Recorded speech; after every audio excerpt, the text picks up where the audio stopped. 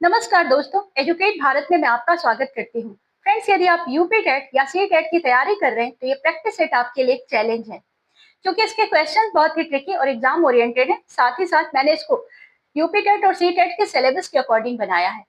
इसका एक एक प्रश्न, एक एक कदम है जो आपको आपकी मंजिल के करीब ले जाएगा। तो चलिए शुरू करते हैं देर न करते हुए। सौर मंडल का कौन सा ग्रह ऐसा है जिसका घूर्णन काल उसके परिक्रमण काल से अधिक होता है? शुक्र। सामान्यतः ग्रहों का घूर्णन काल उनके परिक्रमण काल से कम होता है, लेकिन शुक्र एक ऐसा अपवाद है जिसका घूर्णन काल 243 पृथ्वी दिवस है, जबकि परिक्रमण काल लगभग 225 पृथ्वी दिवस है। इसीलिए शुक्र का दिन उसके वर्ष से लंबा होता है। यही कारण है कि शुक्र सौर मंडल का एक ऐसा ग्रह माना जाता है जहां घूर्णन की अवधि परिक्रमण अवधि से अधिक होती है। इंसेल वर्ग और पेडिमेंट किस भू आकृतिक प्रक्रिया से संबंधित हैं? अपरदनात्मक भू आकृति। इंसेल वर्ग और पेडिमेंट दोनों ही शुष्क एवं अर्ध शुष्क क्षेत्रों में दीर्घकालीन अपक्षय एवं अपरदन की प्रक्रिया से बनते हैं। इंसेल वर्ग एक अवशिष्ट पहाड़ी होता है और जबकि पेडिमेंट जो है आधार क्षेत्र में फैला हुआ ढालदार मैदान होता है। इसीलिए ये दोनों अपरदनात्मक भू आकृतियां हैं। इनका निर्माण मुख्यतः मरुस्थलीय एवं अर्ध मरुस्थलीय क्षेत्रों में होता है। यूरोप में आल्प्स पर्वत के सहारे नीचे उतरने वाली शुष्क और गर्म हवाओं को क्या कहा जाता है? कौन? आल्प्स पर्वत के उत्तरी ढाल पर जब नम हवाएं ऊपर उठती हैं तो वे ठंडी होकर वर्षा करती हैं, और जब वही हवाएं दूसरी ओर नीचे उतरती हैं तो शुष्क एवं गर्म हो जाती हैं। ऐसी स्थानीय गर्म एवं शुष्क हवाओं को फॉन कहा जाता है। ये तापमान में अचानक वृद्धि लाने के लिए भी जानी जाती हैं। दोस्तों, आपसे मेरा कहना है, इस वीडियो के एक भी क्वेश्चन को मिस मत कीजिएगा।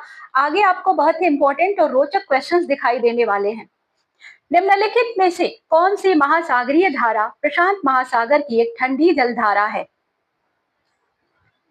ओयासियो धारा। ओयासियो धारा जो है उत्तरी प्रशांत महासागर की एक प्रमुख ठंडी जलधारा है।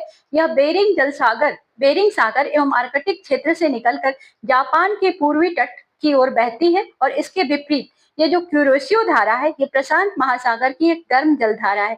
ध्यान रखिएगा फ्रेंड्स, कई बार क्यूरोसियो जलधारा के बारे में भी एग्जाम्स में पूछा गया है। दो भिन्न जैविक समुदायों को अलग करने वाले संक्रमणकालीन अथवा सीमावर्ती पारिस्थितिक तंत्र को क्या कहा जाता है? इकोटोन।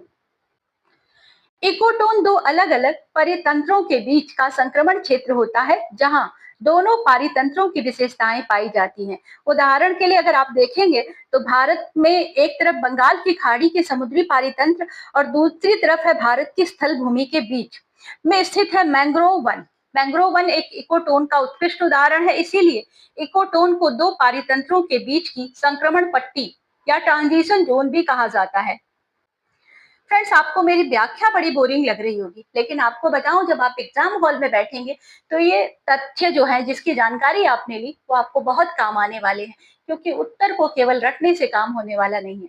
उत्तर प्रदेश में किस जिले में कमला नेहरू रानीपुर वन्य जीव अभ्यारण्य स्थित है? चित्रकूट। कमला नेहरू रानीपुर वन्य जीव अभ्यारण्य जो उत्तर प्रदेश के चित्रकूट जिले में स्थित है, इसकी स्थापना वर्ष 1977 1977 में की गई थी। यह विंध्य पर्वतमाला क्षेत्र में स्थित है और यहाँ पर चिंकारा, नीलगाय, सांभर, चौसिंघा तथा तेंदुए जैसे वन्य जीव पाए जाते हैं। उत्तर प्रदेश में अत्यधिक लवणीय एवं क्षारीय मिट्टी वाले प्रदेशों के लिए स्थानीय रूप से किस शब्द का प्रयोग किया जाता है? ऊसर। अत्यधिक लवणीय और क्षारीय मिट्टी कृषि के लिए कम उपजाऊ मानी जाती है। उत्तर प्रदेश सहित उत्तरी भारत के कई क्षेत्रों में ऐसी मिट्टी को स्थानीय भाषा में ऊसर कहा जाता है, और यह मिट्टी जो होती है लवणों में अधिकता के कारण फसलों में वृद्धि प्रभावित होती है तथा इसकी उत्पादकता कम हो जाती है। मध्य भारत में स्थित सतपुड़ा पर्वतमाला की सबसे ऊंची चोटी कौन सी है? धूपगढ़। धूपगढ़ जो है सतपुड़ा पर्वतमाला की सबसे ऊंची चोटी है और यह मध्य प्रदेश के पंचमढ़ी नर्मदापुरम में स्थित है। इसकी ऊंचाई लगभग 1350 मीटर है और धूपगढ़ अपने मनमोहक सूर्योदय और सूर्यास्त के दृश्यों के लिए भी बहुत प्रसिद्ध है। भारत में प्रसिद्ध चूलिया जलप्रपात किस नदी पर स्थित है? चंबल नदी। चूलिया जलप्रपात राजस्थान के रावत भाटा क्षेत्र में स्थित एक प्रसिद्ध जलप्रपात है। यह चंबल नदी पर निर्मित हुआ है और वर्षा ऋतु में इसका जल प्रवाह अत्यंत आकर्षक हो जाता है, जिसके कारण यह एक पर्यटन स्थल के रूप में भी फेमस है। भारत का राष्ट्रीय सरीसृप कौन सा है? King cobra. किंग कोबरा को भारत का राष्ट्रीय सरीसृप माना जाता है। यह विश्व का सबसे लंबा विषैला सांप है, जिसकी लंबाई 5 मीटर या उससे अधिक हो सकती है। यह मुख्यतः पश्चिमी घाट, पूर्वोत्तर भारत और दक्षिण भारत के वनों में पाया जाता है। अरावली पर्वतमाला की सबसे ऊंची चोटी कौन सी है? गुरु शिखर। गुरु शिखर अरावली पर्वतमाला की सबसे ऊंची चोटी है और यह राजस्थान के सिरोही जिले में स्थित माउंट आबू में अवस्थित है। इसकी ऊंचाई है 1722 मीटर और 5650 फीट। यह राजस्थान का सबसे ऊंचा स्थल है। भारत का राष्ट्रीय जलीय जीव कौन सा है? गंगा डॉल्फिन। गंगा डॉल्फिन को वर्ष 2009 में भारत का राष्ट्रीय जलीय जीव घोषित किया गया था। यह मुख्यतः गंगा, ब्रह्मपुत्र और उनकी सहायक नदियों में पाई जाती है। इसे सूसू के नाम से भी जाना जाता है। यह भारत की समृद्ध जलीय नदीय जैव विविधता की प्रतीक मानी जाती है। राजस्थान का कोटा शहर किस नदी के किनारे स्थित है? चंबल नदी। कोटा राजस्थान का एक प्रमुख औद्योगिक एवं शैक्षणिक नगर है जो चंबल नदी के तट पर स्थित है और चंबल नदी पर निर्मित कोटा बैराज है जो सिंचाई और जलापूर्ति की दृष्टि से अत्यंत महत्वपूर्ण है। दोस्तों, वीडियो को सब्सक्राइब कर लीजिएगा जिससे प्रॉपरली इस तरह की वीडियो आपको मिलती रहे और ये केवल आपको यूपी टेट सी टेट में ही काम आने वाली वीडियो नहीं है।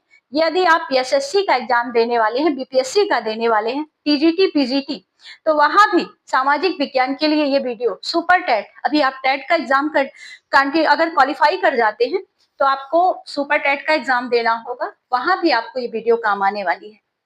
चंदन के वृक्ष मुख्य रूप से भारत के किस प्रकार के वन पारिस्थितिकी तंत्र में पाए जाते हैं? उष्णकटिबंधीय शुष्क पर्णपाती वन। चंदन के वृक्ष मुख्यतः उष्णकटिबंधीय शुष्क पर्णपाती वनों में पाए जाते हैं। ट्रॉपिकल ड्राई डेसिडुअस फॉरेस्ट में ये विशेष रूप से कर्नाटक, तमिलनाडु और आंध्र प्रदेश के कुछ भागों में प्राकृतिक रूप से विकसित होते हैं। चंदन अपनी सुगंधित लकड़ी और औषधीय गुणों के कारण अत्यंत मूल्यवान माना जाता है। ओडिशा का कोरापुट जिला किस खनिज अयस्क के खनन के लिए विश्व स्तर पर प्रसिद्ध है? बॉक्साइट। ओडिशा का कोरापुट जिला जो है ये बॉक्साइट के विशाल भंडारों के लिए विश्व में प्रसिद्ध है।